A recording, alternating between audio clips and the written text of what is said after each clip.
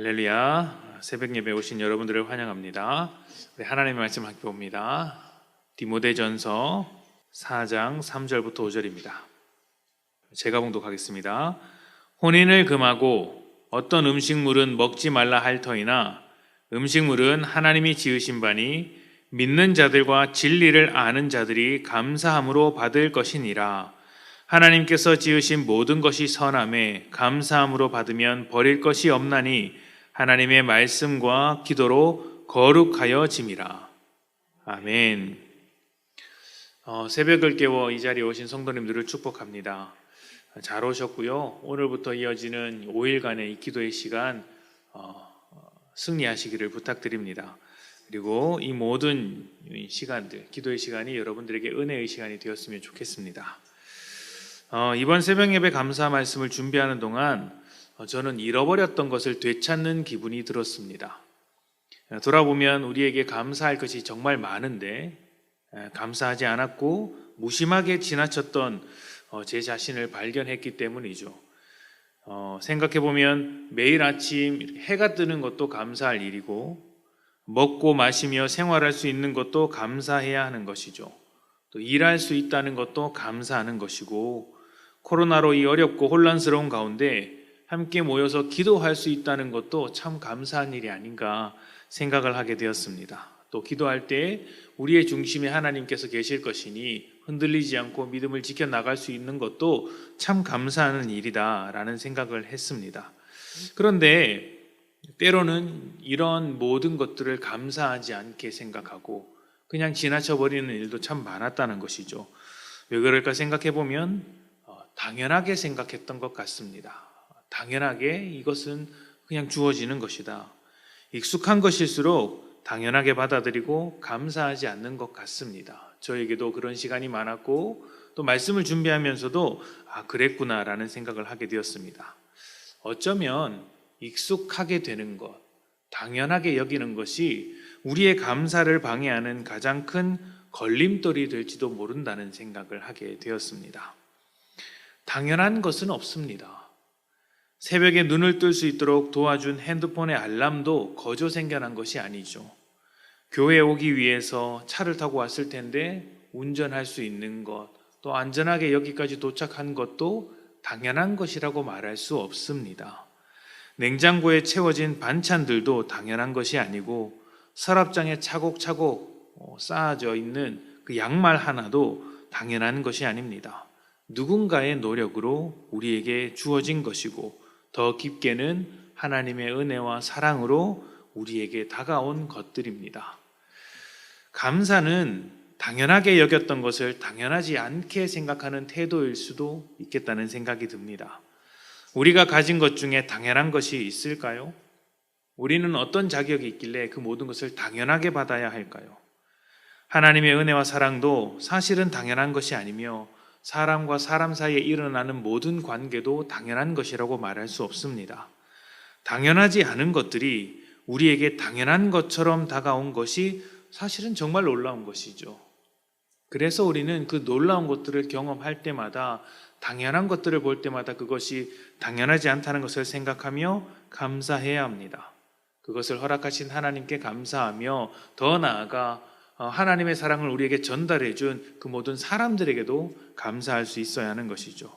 만약 이런 것을 감사하지 않고 당연하게 생각한다면 그때부터 우리의 마음속에는 불만족한 것들이 자라게 될 것입니다. 이 한 주간 당연하게 여겼던 것을 당연하지 않게 생각하는 감사의 한 주간이 되었으면 좋겠습니다. 당연한 것이 당연한 것들이 아니었음을 발견하고 모든 것에 감사하며 감사할 수 없을 것 같은 상황에서도 감사하는 복된 여러분들이 되시기를 부탁드립니다. 오늘 읽은 말씀은 2021년 우리에게 주신 말씀입니다. 하나님의 말씀과 기도로 거룩해지는 것, 말씀과 기도로 하나님과 더 가까이 되는 것, 이것은 코로나로 가득한 삶에서 교회로 모이지 못하는 우리에게 하나님께서 개인적으로 더 가까워지자고 말씀하시는 하나님의 뜻이었고 소망이라고 우리가 연초에 받았습니다. 근데 뿐만 아니라 말씀과 기도로 거룩하게 된다는 것은 또 다른 의미를 가지고 있는데 불만족이라는 세상적인 태도에서 하나님을 신뢰하는 태도로 변한다라는 의미도 가지고 있습니다. 세상은 기본적으로 모든 것에 불만족한 상태입니다. 가진 것으로 만족하는 법이 없고 사람으로 만족하는 법이 없습니다. 탐욕이라는 시스템 안에 갇혀 있기 때문에 사람은 자신의 욕망을 끝없이 키워가는 중입니다. 그렇게 욕망을 이루어야, 키워가는 욕망을 계속해서 채워가야 자신이 증명되는 세상 속에서 살고 있기 때문에 사람은 절대로 만족하는 법이 없습니다. 그런데 그것이 겉으로 보기에는 물질적으로 물만족하는 것 같아 보이지만 한꺼풀 벗겨 깊이 들어가 보면 영적으로 불만족하기 때문에 일어나는 일이라고 볼 수 있습니다. 하나님으로 채워져야 했던 속이 텅텅 비게 되니까, 가진 것이 없으니까, 영원한 만족을 가지지 못했으니까 계속해서 불만족할 수밖에 없는 것이죠. 그러니까 우리의 인생 가운데 불만이 드러나게 된다면 그것은 정말 내가 어떤 물건이나 상황이 좋지 못해서 불만을 갖는 것이 아니라 사실은 하나님과의 관계가 완전히 무너졌기 때문에 불만하게 되는 것임을 기억해야 합니다. 불만족의 시작이 어디였느냐 생각을 해보면 아담과 하와였습니다. 그들이 선악과를 먹고 하나님과의 관계가 깨졌을 때, 하나님을 버렸을 때 아담이 하나님께 말하기를 하나님이 내게 주신 저 여인으로 말미암아 선악과를 먹게 되었다고 그 여인에 대해서, 하와에 대해서 불평하고 불만족을 하게 되었죠. 이것은 하와에 대한 불만이기도 했지만 하나님을 향한 불만족이기도 했습니다. 하나님께서 내게 주신 그 여인으로 말미암아 이 일이 벌어졌다는 것이죠. 선악과를 먹기 전에는 내 뼈 중에 뼈요 살 중에 살이라고 할 정도로 만족했던 아내였는데 죄가 들어오니까, 하나님과의 관계가 깨져버리니까 그때로부터 그 좋았던 아내와의 관계가 불만족으로 변해버리더라는 것입니다. 아담은 자신의 죄를 하와의 탓으로 돌렸습니다. 하와가 부족하고 잘못했기 때문에, 또 하나님께서 그 여인을 내게 붙여주셨기 때문에 이런 일이 벌어졌다고 불만족스러워했고 불평했습니다. 그러나 진짜 문제는 아담이나 하와나 누구 할 것 없이 사실은 하나님을 잃어버렸기 때문이고 하나님의 마음을 상실했기 때문에 이 모든 상황이 벌어진 것이죠. 그러니까 하나님의 눈으로 바라보지 않고 죄의 눈으로 이 모든 것을 바라보고 있는 것입니다. 나를 채워주지 않는 이 상황이, 나를 돕지 않는 이 상황이 불만족하게 느껴졌던 것이죠. 감사하지 않는 근본적인 문제는 어떤 사람이나 상황이 아닙니다. 내가 어떤 사람을 만나든지 어떤 상황에 처하든지 감사의 문제는 하나님과의 관계 속에 있는 것이죠. 그러니까 하나님과의 관계가 깨진 나에게 감사하지 않는 원인이 있는 것입니다. 그것이 불만족으로 이어지게 되는 것이고요. 감사하지 못하는 이유가 무엇입니까? 감사할 것이 없어서 그럴까요? 아닙니다. 하나님과의 관계가 깨져서 내가 처한 상황을 제대로 인식하지 못하기 때문이죠. 만약 내가 처한 이 상황 속에서, 내가 만나고 있는 이 사람들 속에서 하나님의 뜻이 있다는 것을 우리가 바로 인식할 수 있다면 감사하지 못할 이유가 없는 것이겠죠. 오늘 말씀에서도 이 문제를 지적합니다. 많은 사람들이 결혼하지 않고 금욕 생활을 지속할 때, 또 음식을 가려 먹으며 아예 음식을 먹지 않거나 이렇게 금식할 때 거룩해질 수 있다고 주장했지만, 바울은 그 모든 것이 우리를 복되게 하시려는 하나님의 축복으로서 감사하게 누려야 할 것이라고 설명을 했습니다. 여기에는 두 가지 시선이 있습니다. 하나는 내가 변하지 않고 주변의 상황을 변화시켜서 만족하려는 것이고, 또 다른 하나는 내가 먼저 변화되어 상황을 새롭게 이해하는 것입니다. 금욕 생활과 금식을 한다는 것은 사실 내 주변에 있는 상황, 내게 주어진 어떤 조건을 자꾸 건드리는 거예요.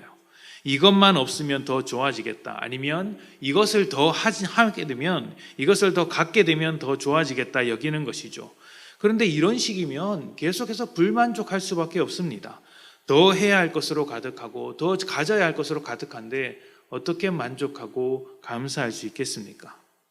감사는 더 갖거나 아니면 더 뭔가를 해야 할 수 있는 것이 아닙니다. 만약 그러한 방향으로 흘러가게 된다면 영원히 감사하지 못할지 모릅니다.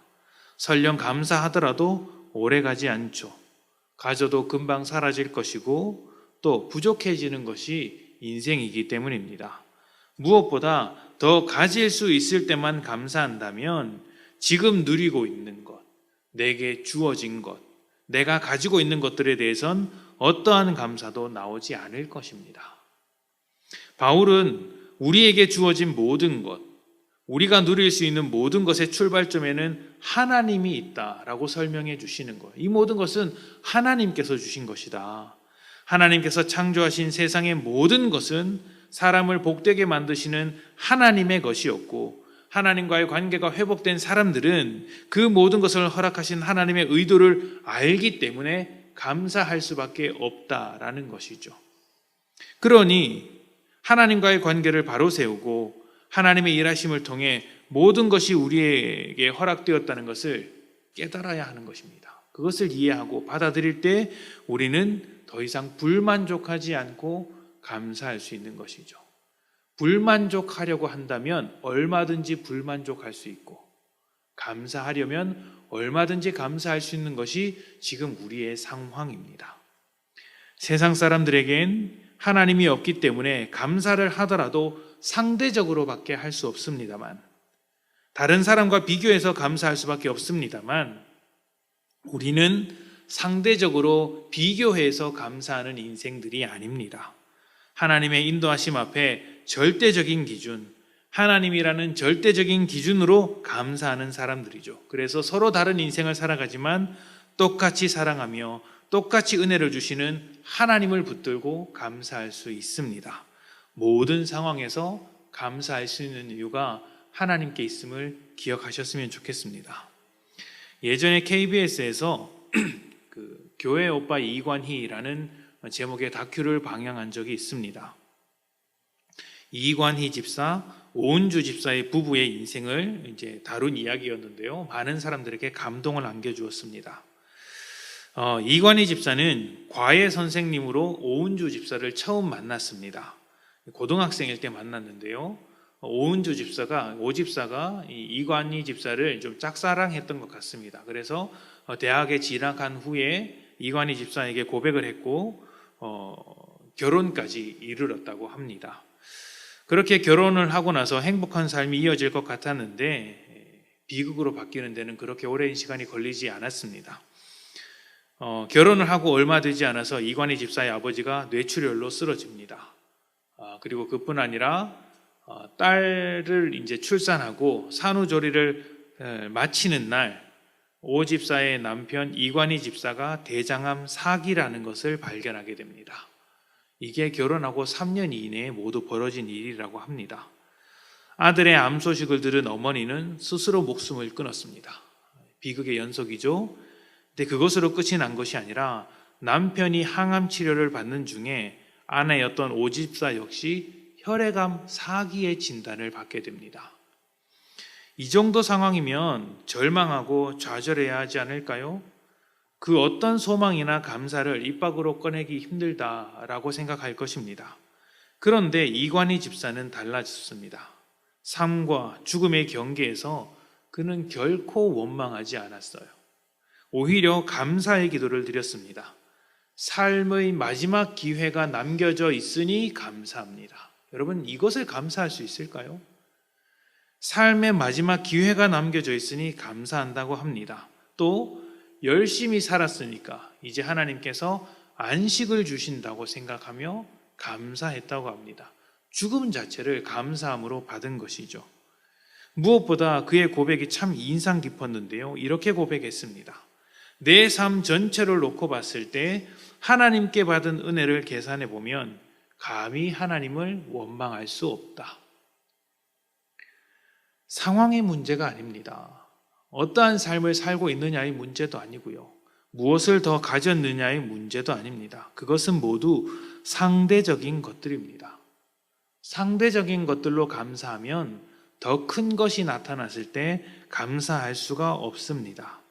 우리의 감사는 상대적인 감사가 아니라 절대적인 감사입니다. 평생 은혜 안에서 살아가는 삶을 감사하지 않을 수는 없는 것이죠. 우리를 구원하셔서 여기까지 오게 만드신 하나님의 은혜를 기억하시고 또 날마다 동행하시며 우리를 붙들어 주시는 하나님의 그 동행해 주심도 기억하십시오. 당연하게 주어지는 것은 없습니다. 주어진 모든 것들의 당연하지 않음을 기억하시며 매 순간 감사하는 그런 복된 성도님들이 되시기를 축복합니다.